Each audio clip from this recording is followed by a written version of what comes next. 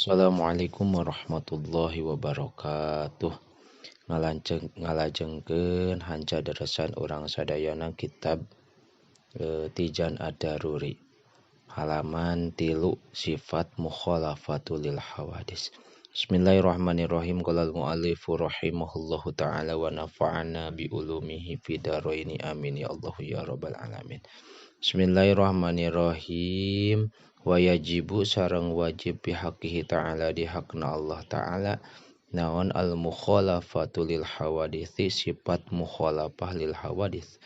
Wa ma'nahu sareng ari makna sifat mukhalafatu lil hawadits annahu ta'ala eta sayaktosna Allah ta'ala laisa eta lain Allah mumathilan eta anu ngakuran lil hawadisi ka pirang-pirang anu anyar.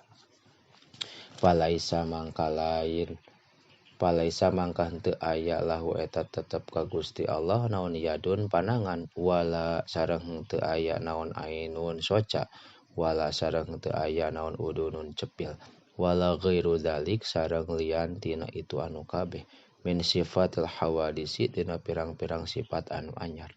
Wadiduha sareng ari lalawanan sifat mukhalafatul lil hawadits al mumatsalatu eta sifat mumatsalah hartosna ngakuran. Wa dalilu sareng ari dalilna ala zalika kana itu sifatul mukhalafatul lil hawadis annahu eta sayaktosna Allah laukana eta lamun aya Allah mumathilan eta anu ngakuran lil hawadisi ka pirang-pirang anu anyar lakana tangtu aya Allah hadisan eta anu anyar wa huwa sareng ari Allah eta anu hadis muhalun eta mustahil. Wa yajibu sareng wajib pihak ta'ala di hakna Allah ta'ala naon al-qiyamu bin nafsi sifat al-qiyamu bin nafsi wa ma'nahu sareng ari makna asifat al-qiyamu bin nafsi annahu ta'ala eta sayaktosna Allah ta'ala la yaftakiru eta demi kabutuh Allah ila mahallin kana tempat wala sareng demi kabutuh ila mukhassisin kanu nangtukeun. Wadiduhu sareng ari lalawanan sifat al-qiyamu bin nafsi al-ihtiyaju eta mika butuh ilal mahali kana tempat wal mukhassisi sareng kanu nangtukeun. Wa dalilu sareng ari dalilna ala zalika kana itu sifat al-qiyamu bin nafsi annahu eta sayaktosna Allah lawih taja eta lamun mika butuh Allah ila mahalin kana tempat lakana tangtu aya Allah sifatan eta sifat. Wa kaunuhu sareng ari ayana Allah sifatan eta sifat muhalun eta mustahil. Walau ihtaja sareng lamun mika butuh Allah ila mukhassisin kanu nangtukeun lakana tangtu aya Allah hadisan eta anu anyar. Wa kaunuhu sareng ari ayana Allah hadisan eta anu wa kaunuhu sareng ari ayana Allah hadisan eta anu anyar muhalun eta mustahil. Wajibu sareng wajib pihak ta'ala di hakna Allah ta'ala naon al-wahdaniyatu sifat wahdaniyat fi dzati dina zat wa fi sifati sareng dina pirang-pirang sifat wa fil af'ali sareng dina pirang-pirang padamelan. Wa ma'nal wahdaniyati sareng ari makna wahdaniyat fi dzati dina zat annaha eta sayaktosna zat laisat eta lain itu date murakkabatan eta anu tersusun min ajza'in muta'addidatin tina pirang-pirang juz anu bing bilangan. Wa ma'nal wahdaniyati sareng ari makna wahdaniyat bisifati dina pirang-pirang sifat annahu eta sayaktosna Allah annahu eta sayaktosna kalakuan sareng tingkah laisa eta henteu aya lahu eta tetep ka Gusti Allah naon sifatani dua sifat pa aksara tuluy leuwih loba min jinsin wahidin tina jenis anu sahiji ka kudrataini saperti dua kudrat wa hakaza sareng eta nya kitu deui saperti tadi mazkur walaisa sareng teu aya li ghairihi eta tetep ka lian Allah naon sifatun hiji sifat tusyabihu anu nyarupaan ieu sifat tusyabihu anu nyarupaan ieu sifat tahu ta'ala kana sifatna Gusti Allah ta'ala. Wa ma'nal wahdaniyati sareng ari makna wahdaniyat fil af'ali dina pirang-pirang padamelan annahu eta sayaktosna kalakuan sareng tingkah laisa eta henteu aya li ghairihi eta tetep kalian Allah naon fi'lun padamelan minal af'ali tina pirang-pirang padamelan. Wadiduha sareng ari lalawanan sifat al wahdaniyat at-ta'addudu eta sifat ta'addud hartosna bing bilangan.